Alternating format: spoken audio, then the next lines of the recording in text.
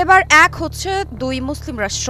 এখন থেকে পরস্পরকে রক্ষা করবে সৌদি আরব ও পাকিস্তান। সম্প্রতি রাষ্ট্রীয় সফরে সৌদি আরবে যান পাকিস্তানের প্রধানমন্ত্রী শেহবাজ শরীফ। এরপরই এলো এমন ঘোষণা। সম্প্রতি পাকিস্তান ও সৌদি আরব একটি ঐতিহাসিক কৌশলগত পারস্পরিক প্রতিরক্ষা চুক্তি স্বাক্ষর করেছে, যেখানে বলা হয়েছে কোনো একটি দেশের বিরুদ্ধে আগ্রাসন চালানো হলে তা উভয় দেশের বিরুদ্ধে আগ্রাসন হিসেবে বিবেচিত হবে। এই অবস্থায় উভয় দেশ পরস্পরকে রক্ষা করার জন্য এগিয়ে আসবে।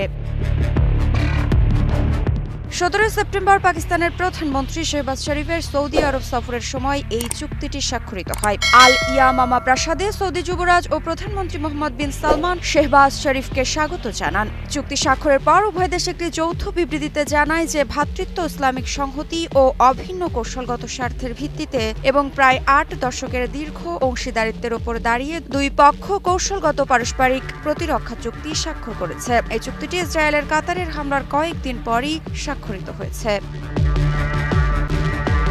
বিবৃতিতে আরও বলা হয়েছে যে এই চুক্তি দ্বিপাক্ষিক নিরাপত্তা সম্পর্ক জোরদার এবং আঞ্চলিক ও বৈশ্বিক শান্তিতে অবদান রাখার যৌথ অঙ্গীকারকে প্রতিফলিত করে। এটি যেকোনো আগ্রাসনের বিরুদ্ধে যৌথ প্রতিরোধ ব্যবস্থা শক্তিশালী করার লক্ষ্য রাখে। বিশেষজ্ঞরা এই চুক্তিকে ঐতিহাসিক ও নজরবিহীন অগ্রগতি বলে অভিহিত করেছেন। তাদের মতে এটি পাকিস্তান ও সৌদি আরবের সম্পর্ককে আনুষ্ঠানিক নিরাপত্তার প্রতিশ্রুতিতে উন্নীত করেছে। তারা বলেছেন যে এই পদক্ষেপ কেবল পাকিস্তান সৌদি সম্পর্ককে দৃঢ় করছে না, বরং দক্ষিণ এশিয়া এবং মুসলিম বিশ্বের জন্য এর গুরুত্ব রয়েছে। এটি পাকিস্তানকে আঞ্চলিক স্থিতিশীলতা রক্ষার সবচেয়ে সক্ষম মুসলিম শক্তি হিসেবে তুলে ধরেছে।